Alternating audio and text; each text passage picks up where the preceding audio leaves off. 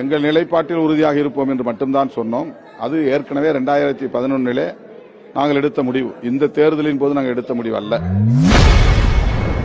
உரிய இடங்களை ஒதுக்கும் என்று நான் நம்புகிறேன். கூட்டணி கட்சிகளை திமுக வரவேற்றிருக்கிற நிலையில ராமதாஸ் தரப்பு பாமக கூட்டணியில் இணைவதற்கு விடுதலை சிறுத்தைகள் தான் முட்டுக்கட்டையா இருக்கிறதா ஒரு குற்றச்சாட்டு. இது தவறான கருத்து.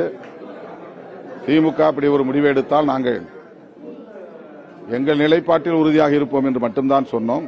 அது ஏற்கனவே 2011 நாங்கள் எடுத்த முடிவு. இந்த தேர்தலின் போது நாங்கள் எடுத்த முடிவு அல்ல. நாங்கள் திமுகவுக்கு எந்த நெருக்கடியையும் தரவில்லை, அல்லது பாமகவை, ராமதாஸ் அவர்களின் தலைமையிலான பாமகவை சேர்த்துக் கொள்ளக்கூடாது என்ற எந்த இக்கட்டையும் திமுகவுக்கு நாங்கள் உருவாக்கவில்லை. திமுகவுக்கு பாமக தேவை என்றால் அவர்கள் அதை துணிவாக அந்த முடிவை எடுப்பார்கள். அதிலே யாருடைய கருத்தையும் கேட்க வாய்ப்பில்லை.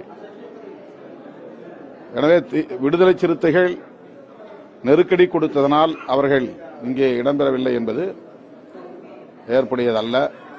2011க்கு பிறகு நாங்கள் பாஜக, பாமக ஆகிய இரண்டு கட்சிகளும் சோசியல் இன்ஜினியரிங் என்கிற பெயரில் வெறுப்பு அரசியலை விதைக்கிற நிலைப்பாட்டை மேற்கொண்டிருக்கிற காரணத்தால் அவர்களோடு நாங்கள் சேர மாட்டோம் என்று அறிவித்தோம். அதில் நாங்கள் உறுதியாக இருக்கிறோம், அவ்வளவுதான்.